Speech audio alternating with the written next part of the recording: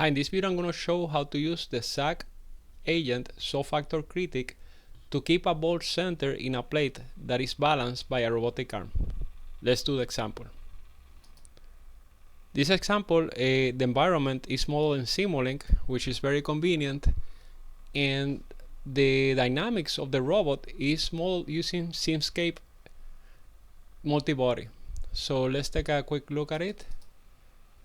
So here's the reinforcement learning agent, and we have the observation, reward, and finish interface, and the agent is going to give the action, and the action is going to be the torque of the roll and pitch. So you're going to have two elements in this array just to control the roll and pitch of this part of the robot. So the robot is modeled with, let's take a look at the mask, a quick look. So you can see that is a Simscape multi-body blocks, and eventually that dynamics are going to give the observation values that are going to be used for the observation vector. And in this case is very big. It's going to take into consideration the positions, rotations, and velocities of the ball, the plate, including the radius and the mass of the ball, and also the torque. The torque is a little bit transformed in here, as you can see, and it's taking the previous torque, so it's gonna be including the observation and some cosines and sines of the joint. Okay, so for the reward is very simple. It's gonna take the position of the ball, as you can see in here, and give a negative reward from here when it's out of the center. So you want to keep the ball in the center, and there's a reward also for the keeping the plate straight. So for that you take the angles of the plate, and you want to bring the angles to 0. So if they're not 0, you get a negative reward as well, and you get a negative reward also for the torque. So the less effort, the better, as any other reinforcement learning example. So in here, basically you should expect a negative reward out of this, as in other cases. Okay, so the is done is basically that the position of the ball, either of the x or y's, are this is gonna be an interval test. If it's out of range, then you lost.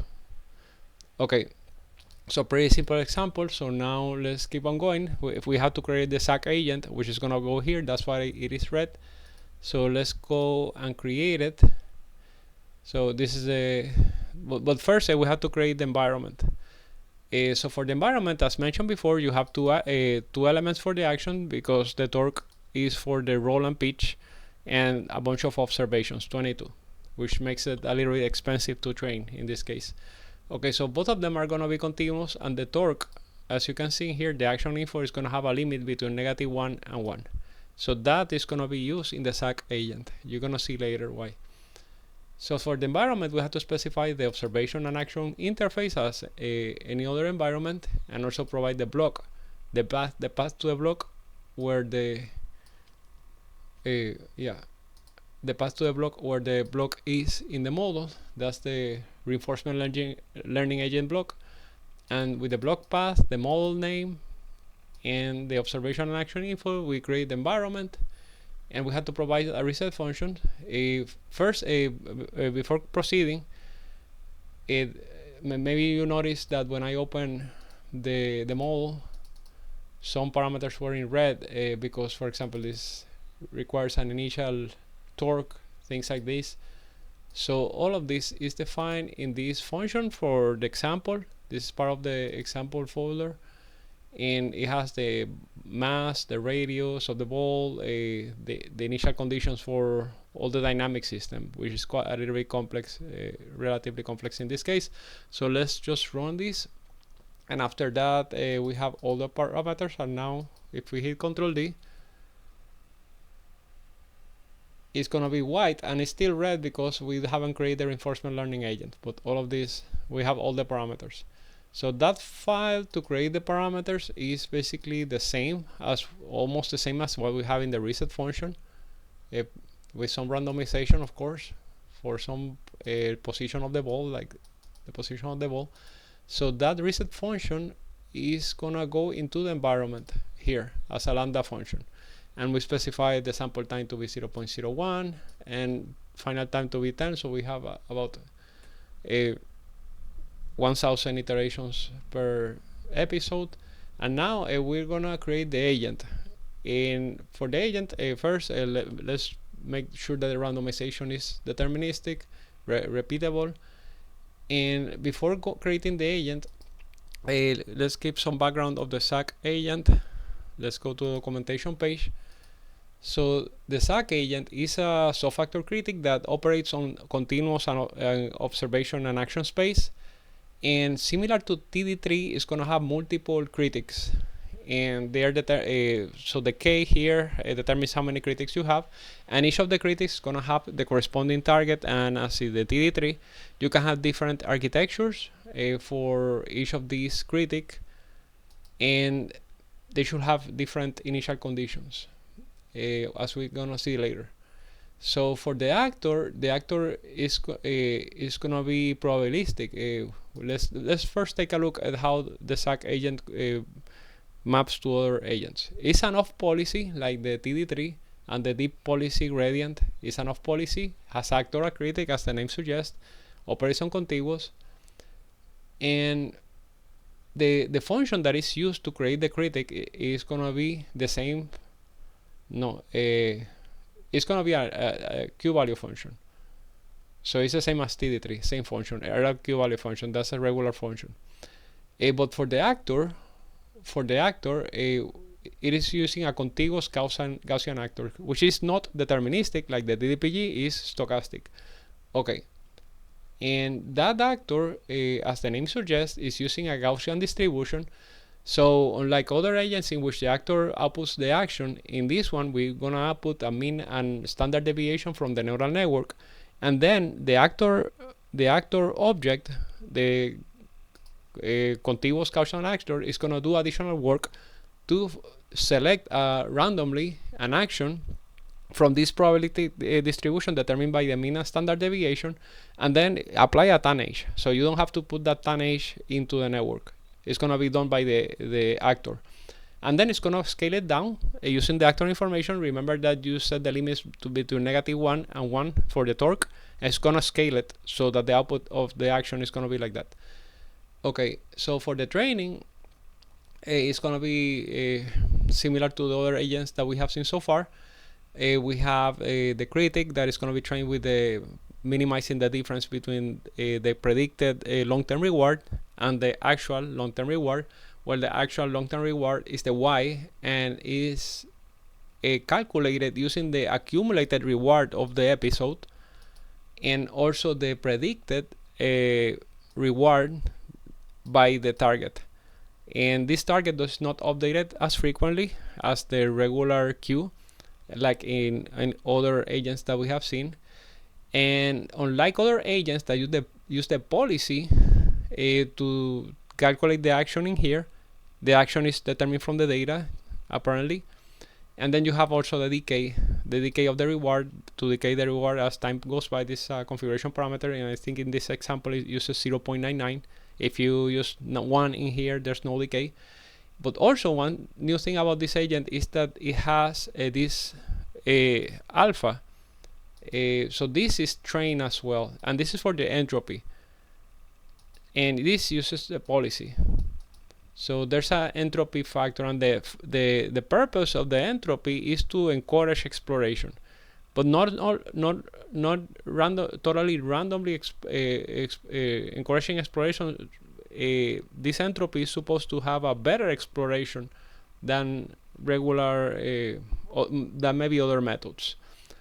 Okay, so for the action you want to maximize reward, and for that you calculate the long-term reward, and also you put the term of entropy in there. So you go get the gradient of the the minimum of the negative is basically the maximum reward. So you go in the direction where you maximize the reward, but also with some entropy for exploration again.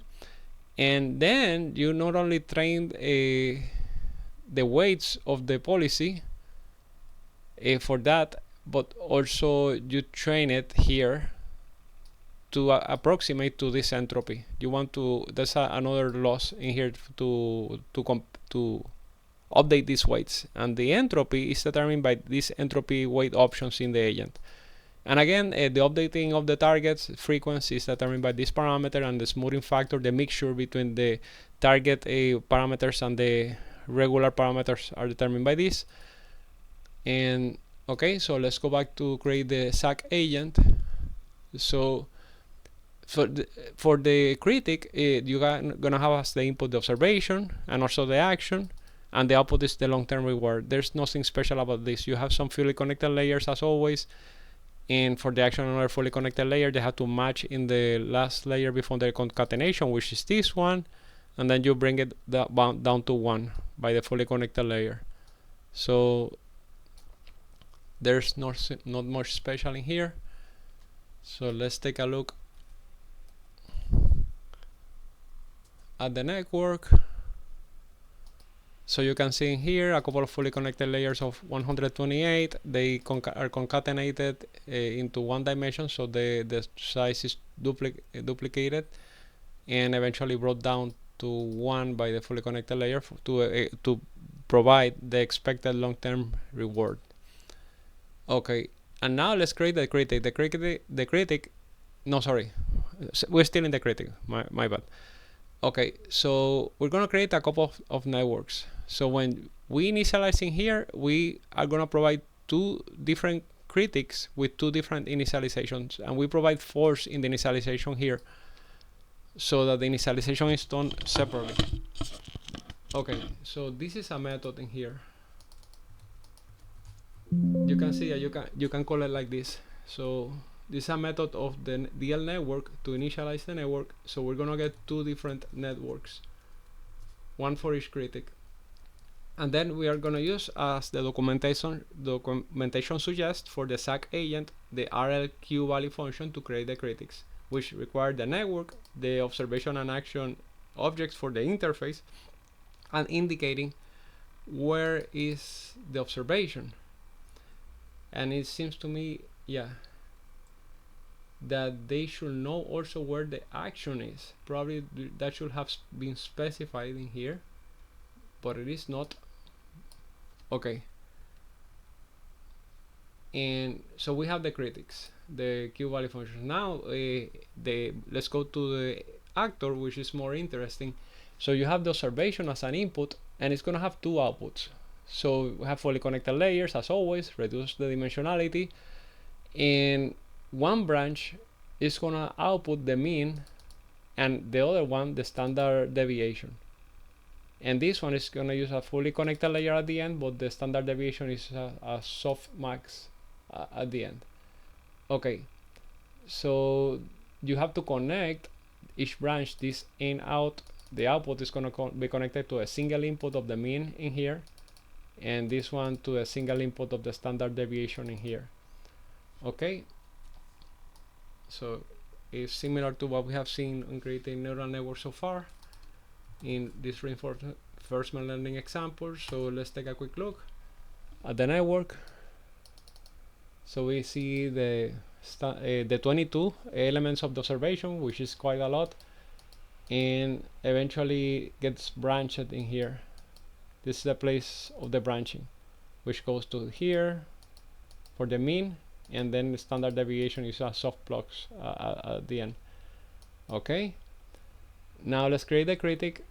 First we have to create the network, and once we have the network, we have to map the outputs. So this RL contiguous Gaussian actor, which is the one suggested for SAC in the documentation, expects to know where the outputs of the mean and standard deviation are in the neural network, and also the input for the observation. So all of that is specified along with observation and action information. So now we have our actor in here, and now we have the actor and critic. We have to provide the SAC agent options. The sample time is 0.01. The smoothing factor, this is to mix the target and regular parameters to create the new target value for the network weights. The experience buffer, this is the sampled data that is going to be used to train the networks. 1 million as usual. The mini batch size, the number of samples for each training step taken from here, 128. And discount factor, this is the reward that is being reduced as time goes by in the episode. Okay, so these are your options for the agent, and now the training options for both the actor. We're going to use adaptive momentum training for the weights, learning rate 1.1 to a -4, and the clipping of the gradient to 1 as usual.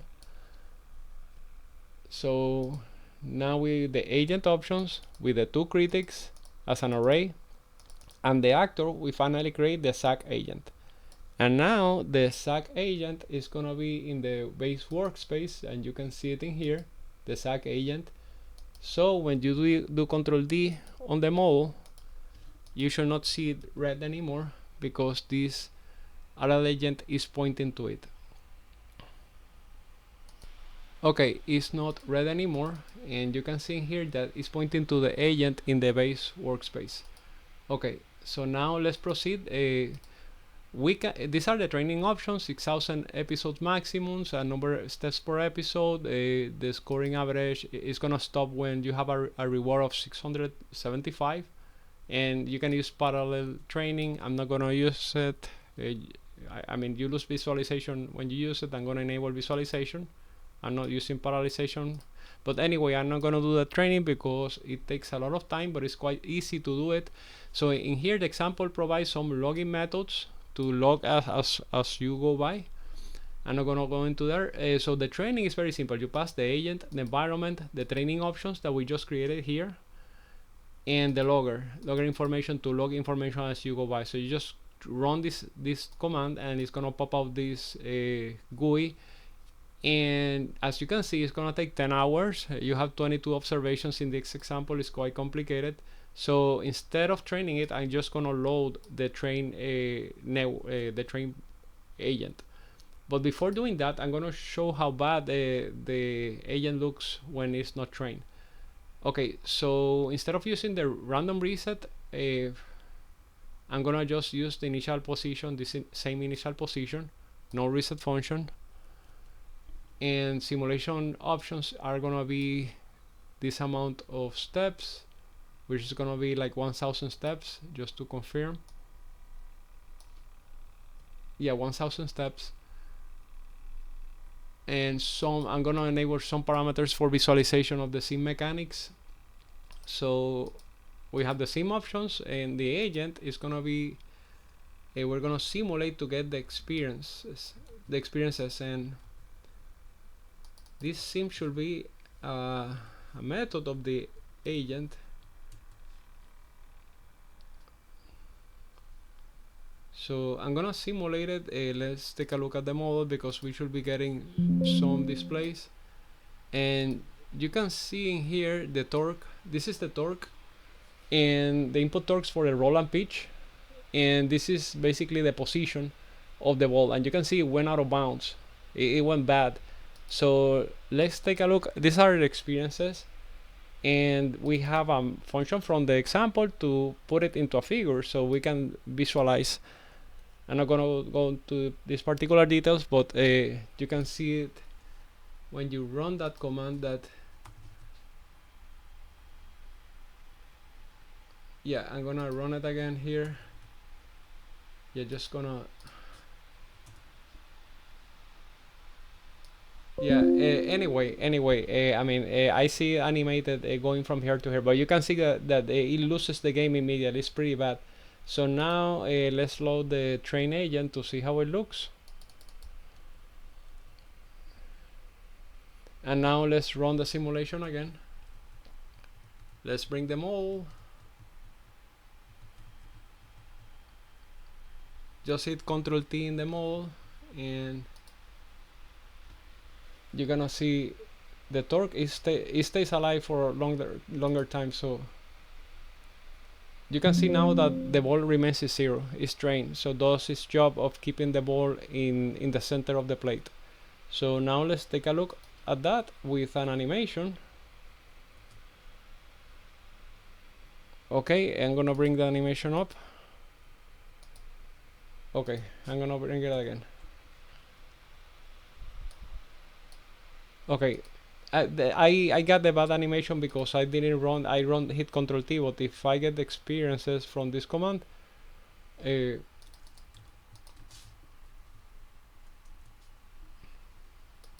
now I'm gonna see the right animation. I'm doing the simulation again. You're gonna see it that is in the center of the plate. And now let's take a look at the figure. And you can see here how the ball is brought from this place into the center of the plate, and it keeps balancing there for a long time. So yeah, it is doing its job. But the price to pay to be able to control the robotic arm to keep this plate balance and the ball in the center plate using this SAC agent was 10 hours of training. Yeah, but I guess it's pretty good. Okay, thank you very much for watching.